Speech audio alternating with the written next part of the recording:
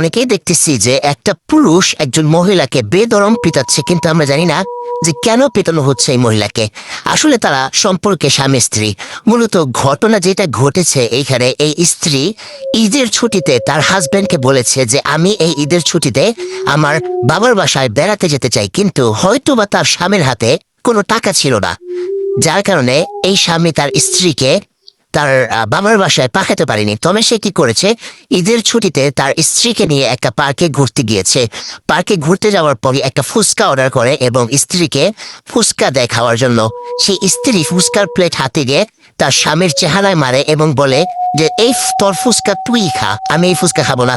তখন এই বিষয়টা আশেপাশের মানুষ যখন তার স্বামীর দিকে তাকিয়ে থাকে, তখন তার স্বামীর আত্মমর্যাদায় আঘাত লাগে। তখন তার স্বামী এই অপমান, এই লাঞ্ছনা সইতে না পেরে তার স্ত্রীকে বেদম পেটায় এই পার্কের মধ্যে। তো গাইস, এখানে দোষটা আসলে কার? আপনারাই এই কমেন্টে বলেন।